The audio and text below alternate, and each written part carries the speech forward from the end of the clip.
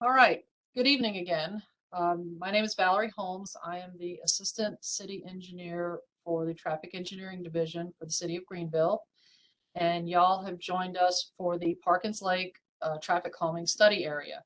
I appreciate you taking the time out of your busy schedules to sit in with us. And we do have a small group tonight, so I think we're going to be, somewhat informal about things.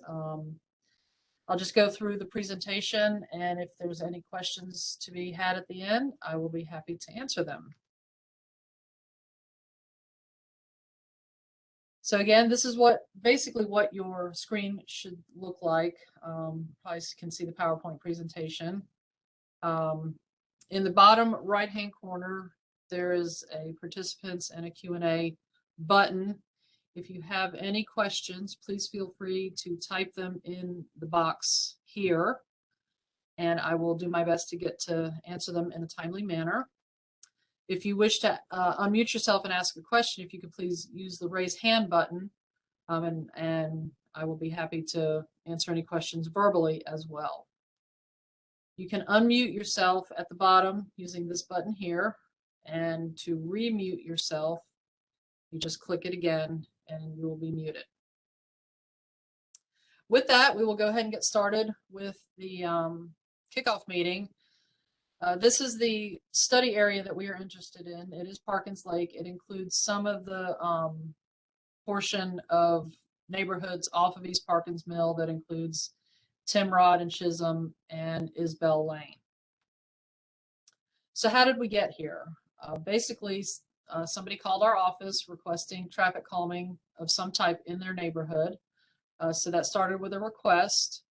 They filled out an application detailing the issues that they were experiencing, and then we sent out a petition that everyone signed. And then once we get the appropriate number of signatures on the petition, then we go ahead and schedule the kickoff meeting, which is what we are attending right now. At the conclusion of the kickoff meeting, I will ask everyone to volunteer for the study team that will be responsible for putting the ultimate plan for your neighborhood together. The city will go out and collect data in your neighborhood. It involves traffic volumes, traffic speeds, things like that.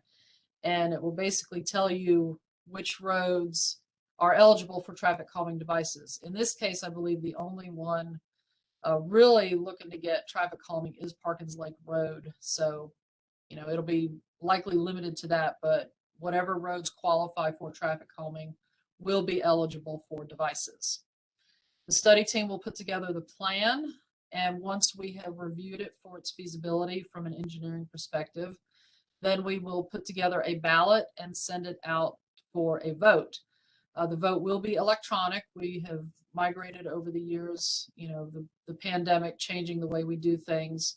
We have gone from a paper ballot to an electronic ballot to do the voting. If you wish to receive a paper ballot, we are more than happy to send one out to you. You just have to request it from our office. And then once we determine which devices pass the voting process, then we will schedule them for installation. So again, what data is collected? We look at average speed, 85th percentile speed, and average daily volume. The 85th percentile speed is basically the speed that is determined that 1 in 15 or whatever, 1 in 7 or 15% is traveling faster than. So if it's, 35 miles an hour is the 85th percentile speed. That means 85% of the vehicles are traveling at that speed or lower. So that's the definition of the 85th percentile speed. We generally collect the data on typical days, as we call them, Tuesdays, Wednesdays, and Thursdays during the school year. This is right now is not a very good time because people are traveling. They are atypical since we're in the holidays. So it's likely that any data collection that we do for this particular neighborhood will be after the new year so that we can get more typical data. The plan, who develops the plan, that is back to you guys, the study team comprised of residents of the neighborhood. Again, engineering provides oversight as to the feasibility of the elements that are proposed by the study team. You can follow the process for your neighborhood at this website, publicinput.com/Parkins Lake. That will give you an up-to-date status on where things stand as we go through the entire process. The data, or excuse me, the criteria that we use to determine which streets are eligible, the minimum threshold is 300 vehicles per day. The maximum threshold is 2,500 vehicles per day. So as long as the volumes fall within that range, then they are eligible for traffic calming devices. We have a list on the next slide of the different traffic calming devices that are eligible to be installed, but generally neighborhoods choose to include speed humps and the landscaped islands, as you can see examples in the photos. These are the other traffic calming devices that can be used. Again, neighborhoods generally tend not to choose those. They stick with the islands and the humps. So how is the plan voted on? We list each item individually on the ballot, and any device that passes with a 70% or greater vote based on the votes received will be scheduled for installation. The people that get to vote is anyone over 18 years old and anyone with a valid driver's license. Once we have completed the vote, we schedule it for installation. We are not generally bound by budget constraints, but depending on how many devices are proposed, it may take some time, and we are bound by the delivery schedule of the humps. Generally, it takes about 1 week per hump to install, a couple of days for islands if that's what you so choose. And with that, it's a very short presentation. If there's any questions, I will be happy to entertain them now. So John asked if I can send a copy of the presentation. I will be happy to. I have a roster, whoever signs up for the study team, I will have your email addresses, and I can send the presentation to the study team. So let's see. And again, this is a very small group tonight. If you want to unmute yourselves, I'm happy to have you do so. We can facilitate discussion. I'll be happy to not unmute yourself. All right, let's see. See if I can unmute.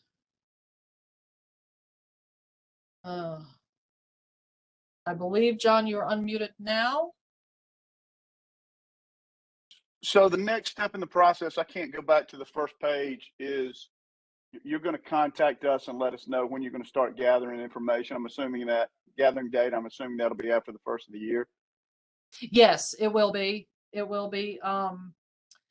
Like I said, just because we try to target typical days, Tuesday, Wednesday, Thursday, right now, people traveling during the holidays, it would bring back atypical data, and we want to focus on typical data, and that's why we would wait until after the new year.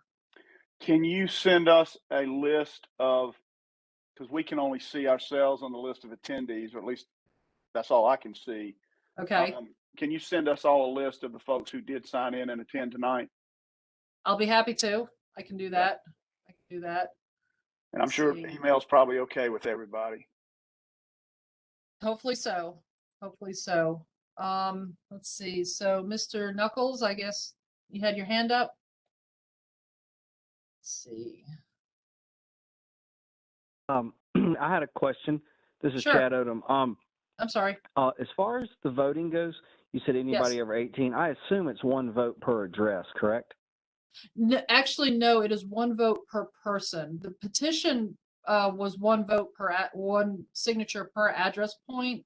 We only collect 50% of the address points within a study area, but the vote is one vote per person. So, if you vote one way, your spouse can vote a different way. So we do one vote per person.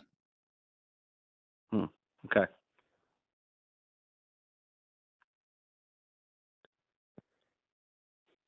See, I'm trying to unmute Mr. Knuckles.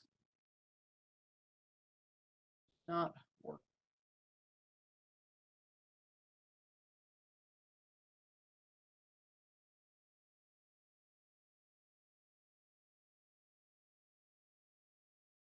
Mr. Knuckles, I'm trying, for whatever reason, it is not letting me unmute you. If you wouldn't mind typing your question in the box, I will certainly be happy to answer it. Okay, actually, I think I can hear you now.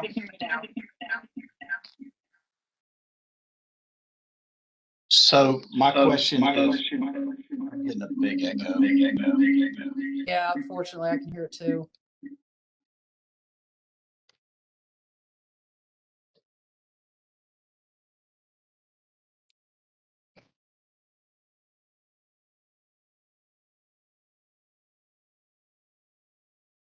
Let's see.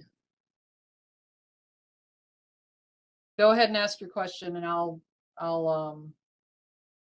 be able to answer it. Do I still have an echo? Yeah. Somewhat, but I can hear you. I'm good. I don't need to ask it. Okay.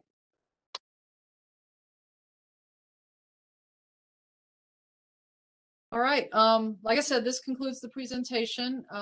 If anyone else has any questions, you're also free to email me at the email address or call the number and we will do our best to answer any questions that you have. Again, this concludes the meeting and I appreciate y'all taking your time. If that's it, then we'll go ahead and conclude the meeting. Thank y'all very much.